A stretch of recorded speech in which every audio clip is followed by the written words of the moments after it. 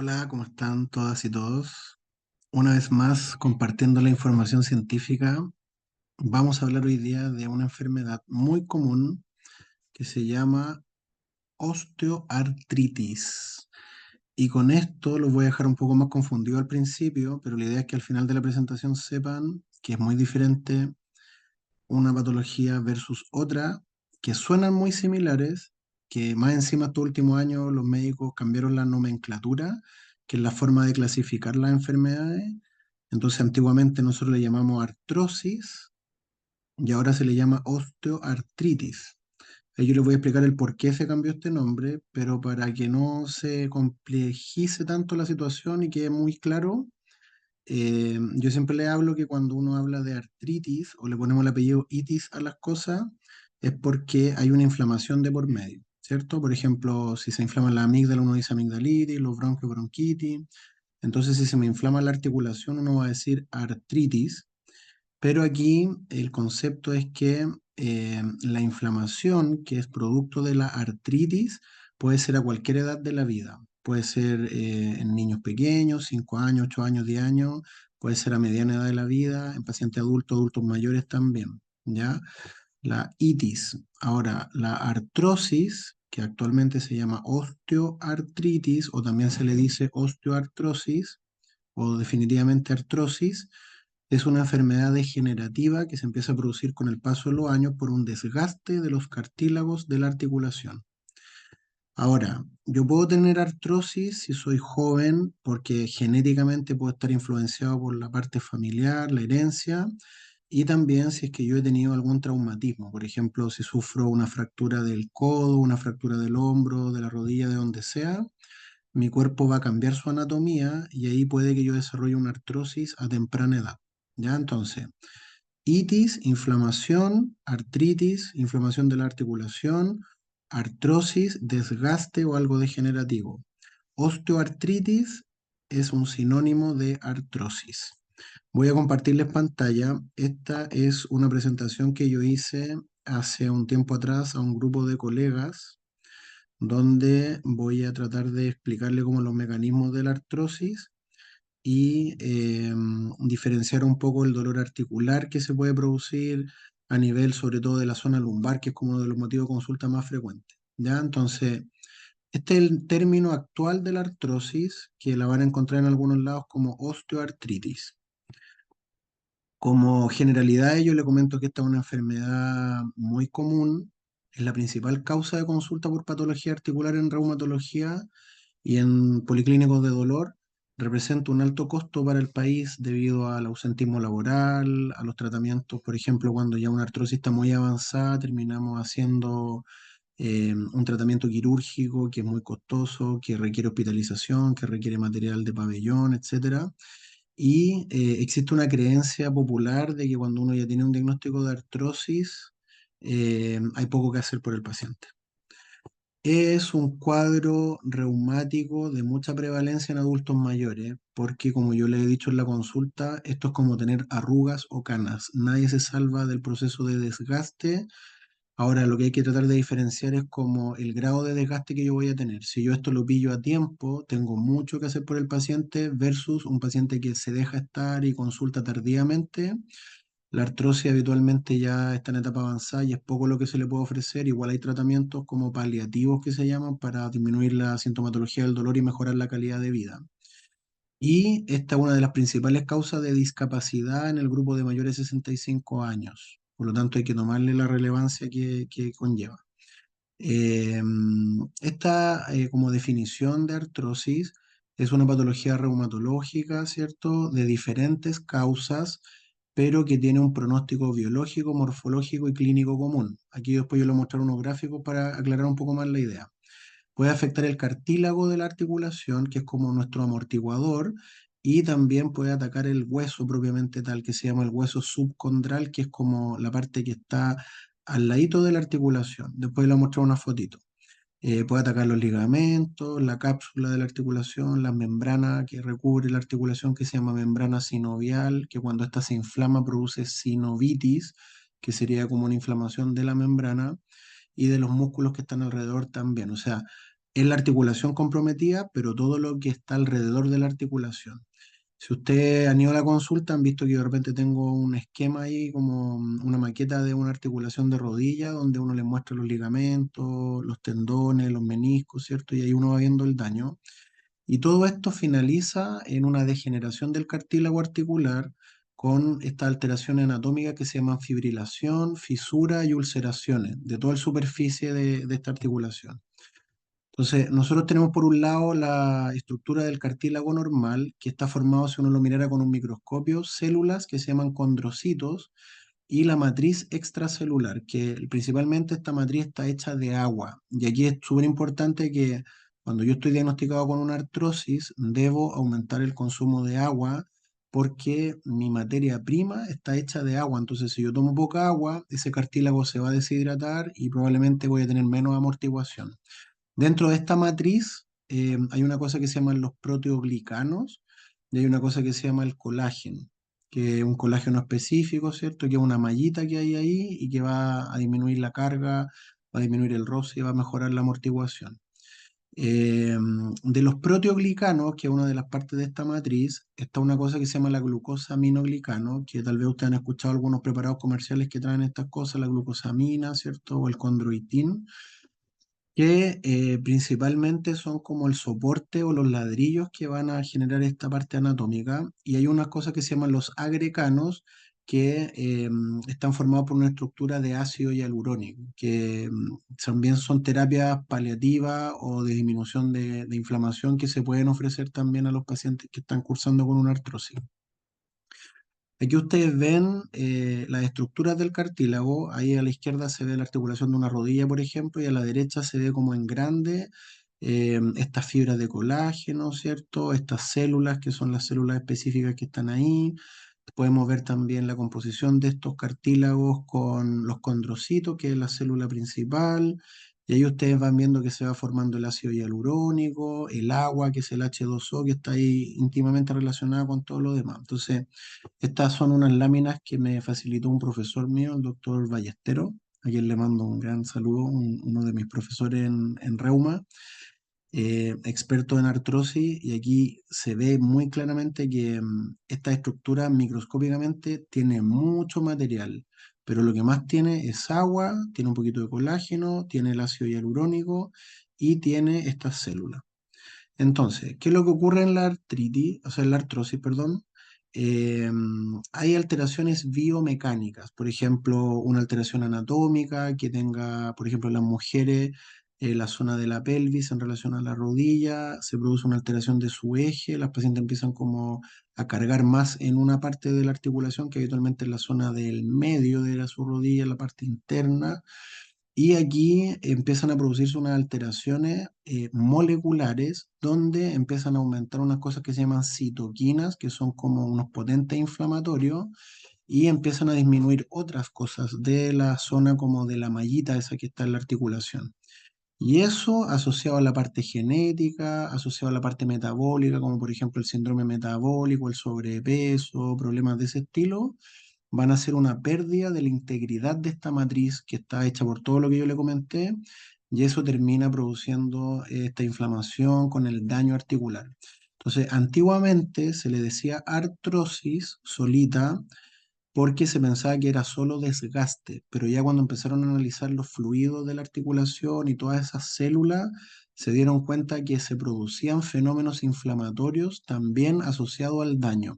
Por eso ahora el nombre como más correcto es decir osteoartritis, pero se sigue todavía para que el paciente no se confunda, decirle artrosis, ¿ya? Entonces, es un desgaste pero que también va asociado a inflamación. Ahora, la artritis propiamente tal, que es la otra enfermedad que lo hemos hablado en otros videos aquí del canal, es una enfermedad autoinmune donde mi organismo empieza a atacar la articulación y la empieza a dañar por factores genéticos, hereditarios, también por el tabaco y una pila de cosas más que hemos hablado. Entonces, acá es desgaste con inflamación, en la artritis es más inflamación, pero igual secundariamente se puede producir un desgaste también. Ahora, el cartílago habitualmente requiere una presión para empezar a nutrirse y para que el agua se empiece a mover. Por ejemplo, el lado derecho es la letra A, Ustedes ven que ahí hay una presión que se ejerce frente al cartílago y el agua se va expandiendo hacia los lados y el cartílago va nutriéndose con esto. Entonces, el aumento de la presión produce un flujo de agua y nutrientes hacia el líquido sinovial, que es como nuestro lubricante interno. Entonces, cuando esta presión disminuye, se produce un flujo de agua y nutrientes hacia el interior del cartílago. Y eso es como un poco lo que va pasando. Por eso, cuando un paciente tiene este diagnóstico de artrosis, lo peor que puede hacer es quedarse quieto. O sea, un paciente que no se mueve no va a lograr que se vaya nutriendo la articulación, no va a lograr que este flujo de sangre y de agua empiece a moverse, por lo tanto empieza a tener rigidez, más dolor articular, avanza más rápido la artrosis. Entonces es clave que usted al tener un diagnóstico de artrosis, por lo difícil que sea, tienen que desarrollar alguna actividad física. Nosotros en estos canales hemos tenido conversaciones con Marlene, que es la kine que trabaja conmigo, hemos hablado con la Ale también, la parte de la yoga, que si ustedes se fijan van a hacer ejercicios de bajo impacto, pero que van a permitir un proceso de presión dentro de la articulación que les va a ayudar. Entonces, fíjense lo que va pasando en la articulación. Arriba a la izquierda, ustedes ven en plomito todo ese grosor de la membrana sinovial del cartílago de la articulación. O sea, es un amortiguador realmente grandote. Después a la derecha arriba, ustedes se van bien que esos pelitos del cartílago se empiezan como a deshilachar. Por lo tanto, el hueso que estaba separado con un amortiguador empieza a chocar un poquito hueso con hueso y en la parte izquierda abajo ya se ve totalmente desnudo ese huesito porque eso plomo que era nuestro cartílago y nuestro amortiguador definitivamente se empieza a perder y adentro se empiezan a producir unos quistes que se llaman geodas y esos quistes se pueden ver en las radiografías, pero ya cuando el daño a la articulación es mayor, entonces uno tiene que tratar de hacer este diagnóstico no esperando la radiografía. Si ustedes han ido a la consulta, se han dado cuenta que yo lo examino, conversamos un poco, uno no espera la radiografía para tomar una decisión del diagnóstico, porque esto habitualmente el diagnóstico es clínico y la radiografía o la resonancia ayuda un poco para ver el grado, si es leve, si es moderado o si es severo. Entonces, hay como signos radiológicos que uno puede ya decir esto es una artrosis, como la disminución del espacio de la articulación, como se va bajito a la derecha, que ya no queda mucho espacio articular, están como casi pegaditos los huesos, empieza a haber un fenómeno que se llama los osteofitos marginales, que es cuando el hueso empieza a chocar con hueso, en vez de romperse, empieza a crecer hacia los lados y se forman esos cachitos. Y eso puede pasar en la rodilla, en la articulación de la cadera, en la articulación de los deditos de las manos, en muchas partes. En la estructura de las vértebras también se empieza a producir esos cachitos que ustedes han visto alguna vez cuando yo les he mostrado la radiografía y ya daños más severos como una erosión del cartílago, que es un daño ya irreversible también de la articulación, y hay una zona que se empieza a poner más blanquita porque empieza a chocar como a rozar hueso con hueso y eso se llama la esclerosis subcondral, que muchas veces más de un paciente ha llegado asustado a la consulta porque me dice, doctor, leí el informe de la radiografía y me apareció esclerosis y se pasa en el rollo de la esclerosis múltiple, que es una enfermedad nada que ver con esto, que es una enfermedad neurológica, pero acá se le dice esclerosis porque radiológicamente cuando el radiólogo mira la imagen se ve una zona más blanca, como una línea blanca, y esa línea blanca traduce de que el cartílago está disminuido y los huesitos empiezan a chocar entre sí. Entonces, ¿cuáles son las manifestaciones clínicas de una artrosis? El dolor, obviamente, principal motivo de consulta, que es un dolor característico que empieza con el inicio de marcha o después de un periodo de reposo. Típico paciente que de repente te cuenta, doctor, yo en la mañana me levanto así como que tengo que calentar motores y a medida que pasa el día ya caliento motores y me siento un poquito mejor, pero es cosa que yo me vaya a recostar un rato, a sentar y después pararme me cuesta un montón.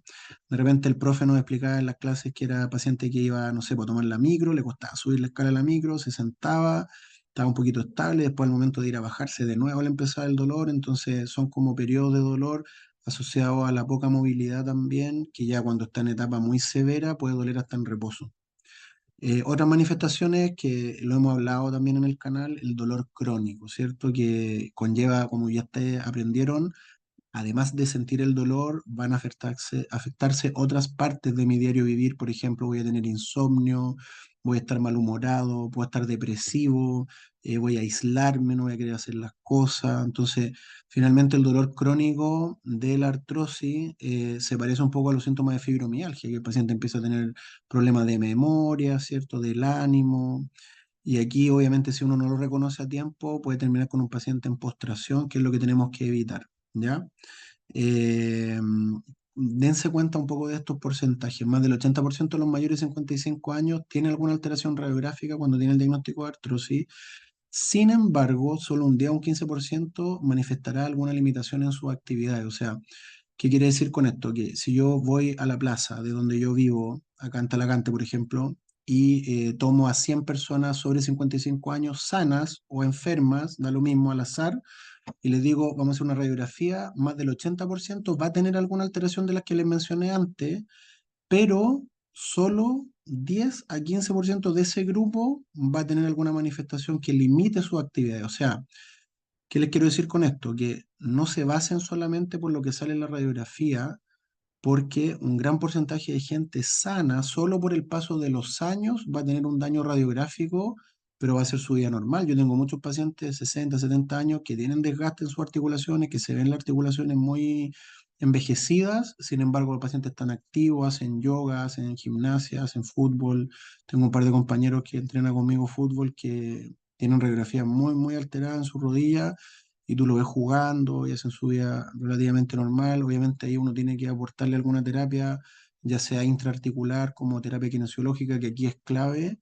Los pacientes en general no necesariamente por tener una radiografía alterada piensen que está todo perdido, ¿ya? Porque a veces tengo colegas de otras especialidades que le miran la foto, ni siquiera conversan con el paciente, no le ofrecen ninguna chance y le dicen, mira, aquí hay que entrar a operar, no hay que hacer otro cambio y en realidad no es la solución a veces definitiva. A veces sí, yo siempre le he dicho que esto en medicina hay que ver caso a caso.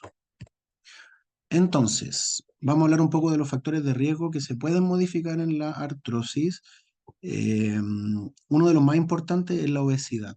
¿Ya? El gran enemigo de nosotros, como también hemos hablado en otros capítulos del canal, la gran pandemia acá es la obesidad y el sobrepeso. Muchos pacientes con artrosis por un círculo vicioso que se va produciendo de la poca actividad, del sedentarismo, de los malos hábitos de alimentación, suben de peso y ahí se producen dos fenómenos. Es un mecanismo que tiene que ver obviamente por la sobrecarga que se va a producir en las articulaciones con un cartílago dañado por el aumento de peso, pero también hay un mecanismo bien específico que es la liberación desde tu tejido adiposo, que es nuestra grasa, de unas células que se llaman eh, adipocitos, van a ir produciendo al torrente sanguíneo y a las zonas articulares adipoquinas, que son una especie de proteínas o moléculas que tienen un gran poder de inflamar las articulaciones. Entonces, yo explico muchas veces esto de la siguiente manera. Yo puedo tener un dolor articular de mis rodillas, de mis tobillos, de mis caderas por el sobrepeso,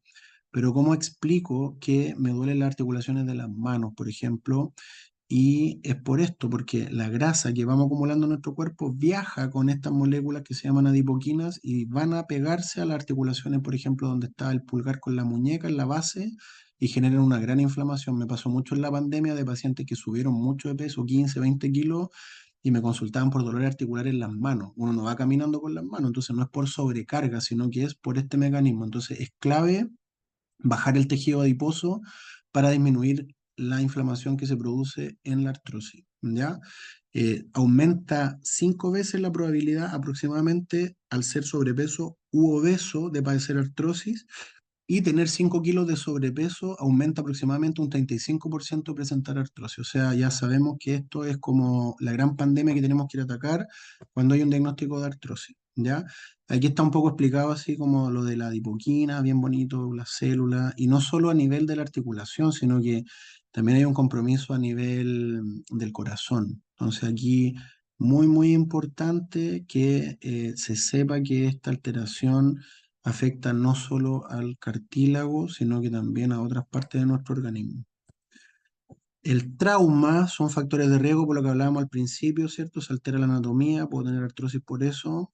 Defectos propioceptivos, que esto va un poco más de lado con lo que es la parte neurológica. Por ejemplo, hay pacientes que tienen una artropatía neuropática, como son los diabéticos o los pacientes neurológicos, donde se altera la forma en que ellos pisan, en la forma en que ellos caminan, en la forma en que ellos se mueven y pueden generar un daño articular asociado a ese microtrauma que se va produciendo repetitivamente.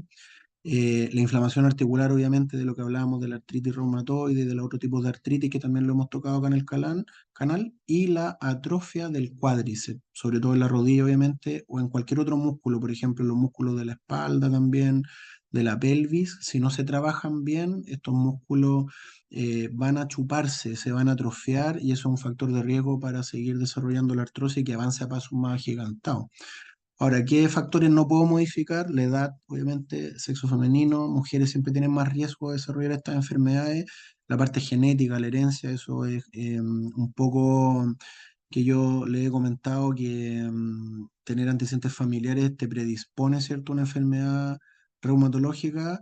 Sin embargo, tampoco hay que ser tan rígido en esto. Hay hartos estudios que se llaman epigenética, que es como una onda un poco más molecular a nivel de las células, de los genes, que uno puede lograr modificar eso también. Entonces, si bien es cierto, yo tengo antecedentes familiares de artrosis, mis papás, mis abuelos, mis hermanos, no nos quedemos con la cabeza de que si ellos lo tienen, yo voy a ir peor y voy a quedar igual que ellos, voy a terminar en silla de ruedas, un bastón, sino que como ustedes han visto en la consulta, yo siempre les doy la vuelta un poco de este pensamiento un poco más positivo, ¿cierto? Donde podemos hacer cambios y esos cambios pueden, si se hacen a tiempo, frenar la enfermedad.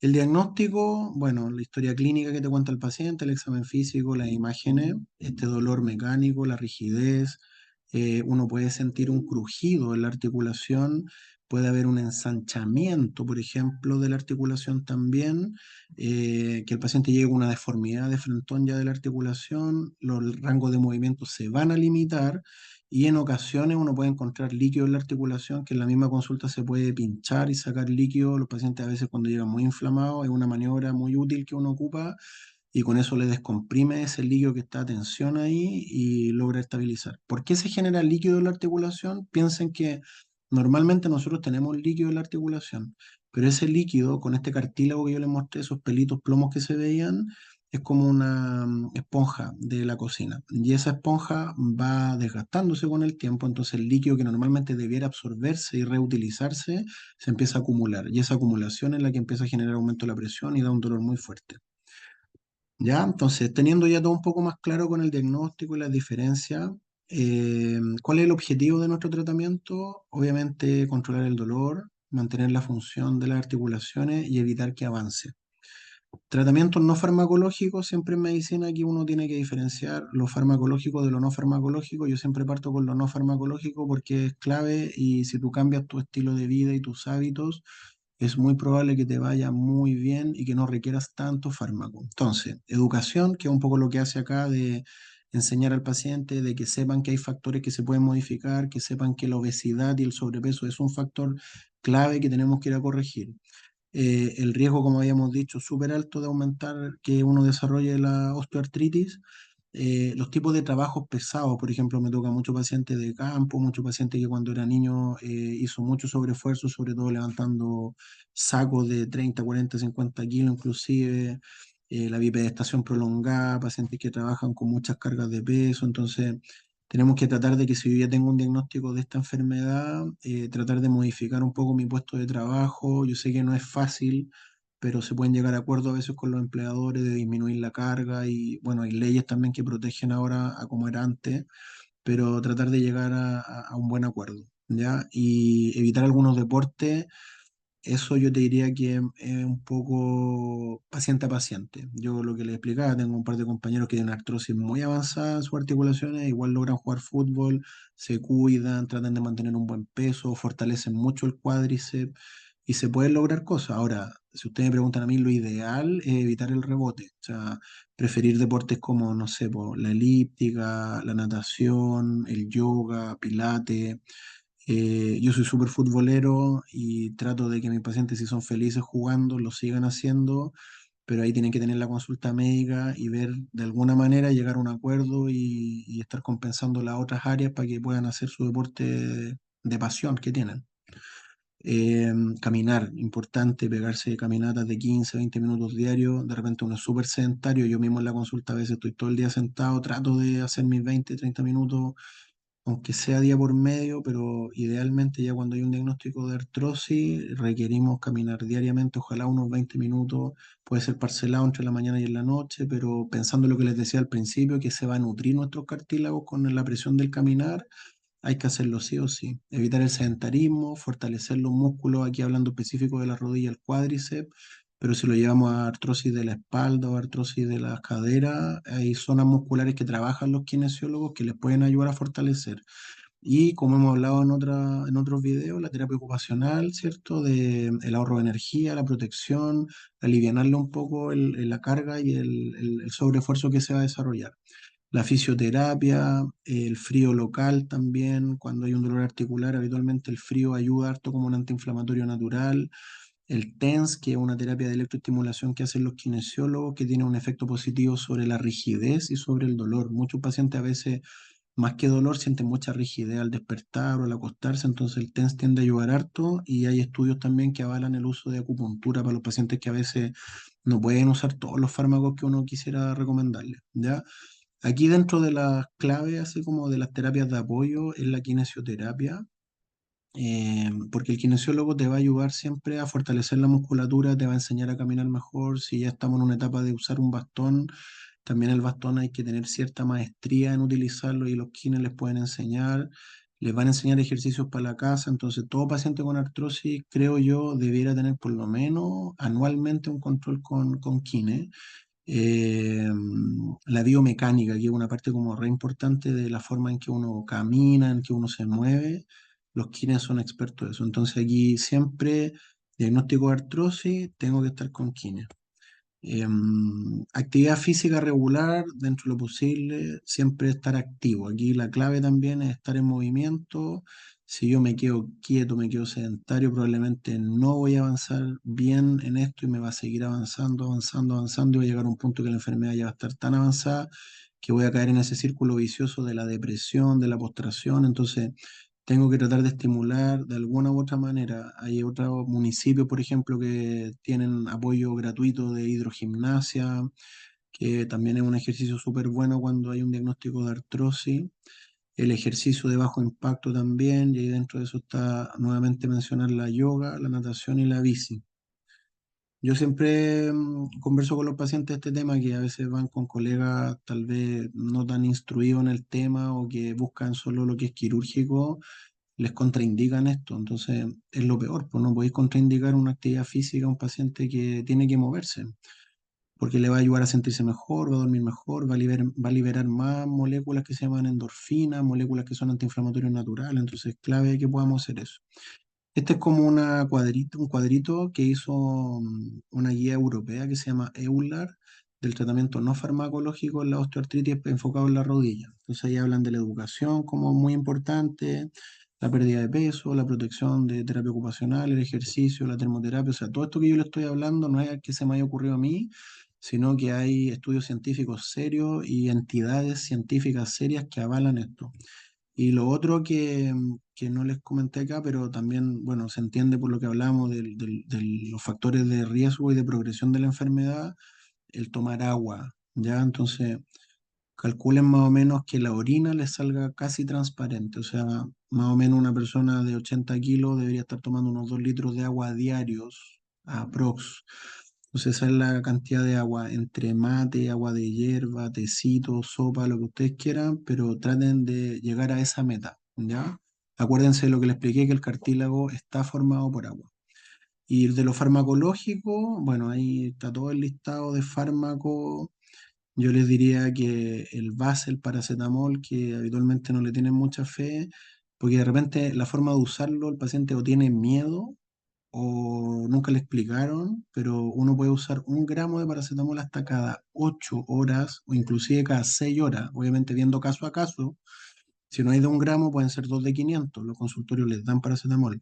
El uso antiinflamatorio depende también caso a caso. Si soy hipertenso, si soy diabético, si tengo antecedentes coronarios, si uso anticoagulante, probablemente va a haber una restricción de esos fármacos, pero se puede llegar a acuerdos. Por ejemplo, el paciente que me dice, doctor, yo el domingo bajo la pelota, tómese su antiinflamatorio el día domingo, póngase hielo, fortalezca el músculo. Entonces, se puede llegar a acuerdos, pero principalmente esos son como los dos básicos.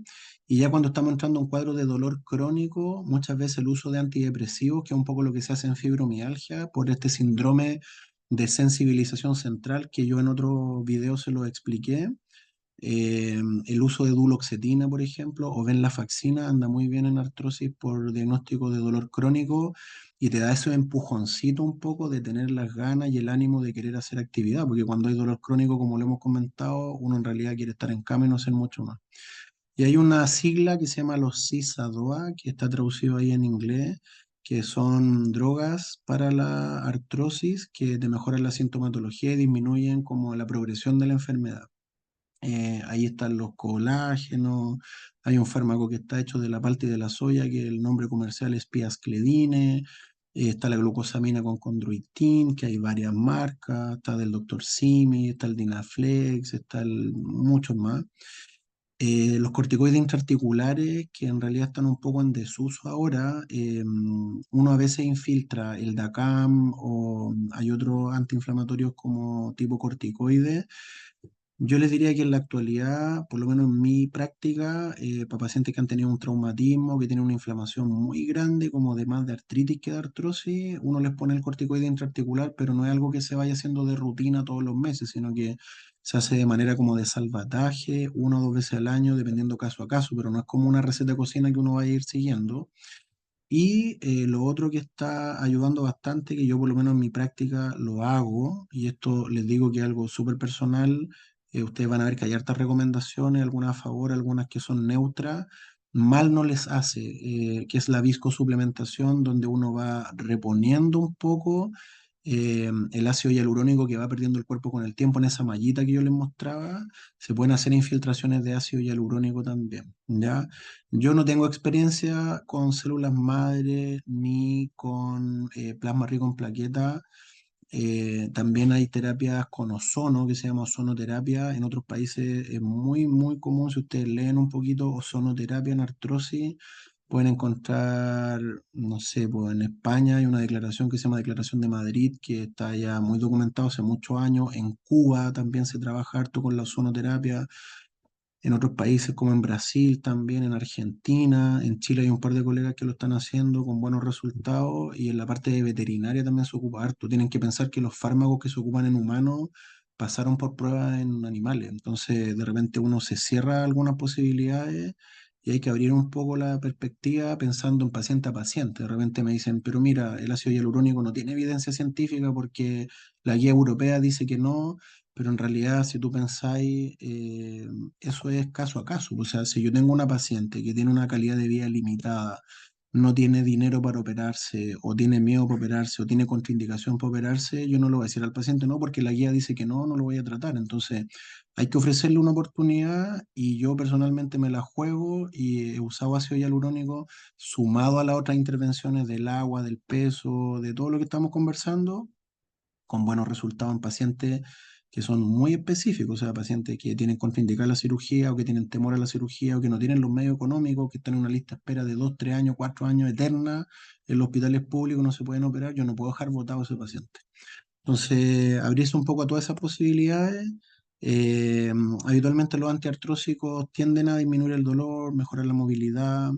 Ahora, todo esto son complementarios, aquí hay hartos como estudios científicos que lo avalan.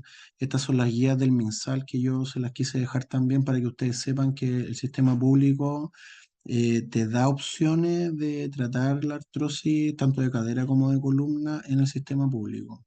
No hay que cerrarse al sistema público, te van a entregar los paracetamol, les van a entregar los antiinflamatorios, les van a hacer educación, los van a mandar a terapia kinesiológica, van a poder optar a kinesiología, por ejemplo. Hay muchos pacientes que o por sede social o por kine del consultorio le hacen 2, 3 veces a la semana unos 45 minutos a 1 hora de actividad física, o sea, de estar viendo tele o estar acostado en cama con dolor depresivo y tener la opción de salir de ahí y moverme, es bienvenido.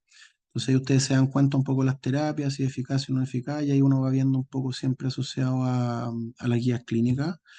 Y esto es un extra que yo les traje que habla un poquitito del lumbago, de cuándo como pensar tanto en dolores de espalda que sean asociados al daño, por ejemplo, con desgaste, con articulación inflamada, dolorosa, Cuando yo parar la antena y decir, pucha, esto no es solo de desgaste, no es porque me vino el viejazo, sino que puede estar pasando algo más, se le llama lumbago inflamatorio, que son aquellos pacientes que empiezan a desarrollar un dolor lumbar que parten antes de los 45 años. Entonces, habitualmente una persona joven que está laboralmente activa, que empieza a tener dolores de espalda más o menos fuertes, que en la historia clínica hay antecedentes familiares de cosas similares. Puede haber psoriasis o alguna otra enfermedad reumatológica asociada. De hecho, hoy día, sí, sin más allá, me tocó ver un paciente en San Bernardo que, joven, y me contaba él, porque él se acordaba que su papá no lo podían meter al auto porque estaba tieso, le costaba moverse. El papá decía, prefiero estar parado y no sentado porque si me siento después no me puedo parar. Entonces, si tú indagáis un poco más en la historia familiar, probablemente vas a encontrar las pistas de que tu paciente está desarrollando una enfermedad similar que la enfermedad como una espondiloartropatía, que son enfermedades reumáticas que se asocian un poco a la genética, ¿ya? Entonces, estas enfermedades, cuando hay un dolor de espalda, no quedarme con la idea, no, ya me viene el viejazo y ya un desgaste. Si yo tengo estas características, tengo que ir a reumatólogo, comentarle mi historia familiar, mi historia personal, saber si respondo o no respondo antiinflamatorio y saber también en la historia clínica si he tenido otros síntomas de itis, de inflamaciones, por ejemplo, de la éntesis, que lo hemos hablado en la clase de artritis psoriática, uveitis, que es el compromiso en el ojito, que más adelante vamos a hablar un poco más en detalle de eso. Eh, Siempre los diagnósticos de dolores de espalda en gente joven llegan tarde. O sea, yo te veo ahora, te traté un lumbago, pasó un año, te volví a tratar con lumbago, pasaron 2 años, te volví a tratar con lumbago, hasta que alguien se le para, se le prende la ampolleta y dice, puede ser algo reumático. Entonces, habitualmente pasan de 10 a 15 años cuando el paciente te llega con una enfermedad reumatológica de la espalda, que no es por desgaste, sino que por una inflamación articular. Imagínense, terrible. Entonces, de repente tú diagnosticas a un paciente con una espondilitis anquilosante o una enfermedad similar 15 años después. Entonces, eso es como para tenerlo claro, ¿ya? Entonces, acá cuando el médico sospecha, esto piensan que esta es una clase que yo le hice a los doctores, yo la traté de adaptar a ustedes, pero más o menos eh, el médico debiera, lo mínimo en estos casos de gente joven con dolores de espalda, solicitar unos parámetros inflamatorios que se llaman la PCR y la VHS, hacer una imagenología inicial, por ejemplo, una radiografía, una resonancia si se pudiera, y hacer una derivación precoz. Y esta es una de las últimas diapos donde yo le hablo de este tipo de enfermedad que se confunde con la artrosis de espalda, se confunde con la discopatía, que la gente viene así con ese diagnóstico y te dice, doctor, no, yo he pasado por muchos kines, he pasado por muchos traumas, he tenido lumbago desde cabro chico, mis papás lo tienen, no tengo psoriasis, tengo otras alteraciones, y ahí uno puede hacer el diagnóstico de esta enfermedad que se parece a la artrosis, pero termina siendo como una artritis de la espalda. Y esa tiene un tratamiento totalmente diferente, tiene un pronóstico totalmente diferente. Eso es lo que yo les traía hoy día. Entonces, los invito a volver a repasar un poco lo que conversamos en sesiones anteriores. Si tienen gente, familiares, amigos que estén viviendo situaciones de artrosis, que más de alguno de ustedes debe tener algún familiar con esto, compártanle esta reunión. Yo siempre les digo, si tienen la opción, suscríbanse porque ahí les va a llegar la información de cuando yo estoy subiendo videos. La próxima semana, si Dios quiere y funciona todo bien, vamos a grabar con dermatología y con psicología, otras cosas súper interesantes para que puedan estar revisando, ¿ya? Así que tengan buena semana y como les digo siempre, vamos que se puede. Que estén muy bien.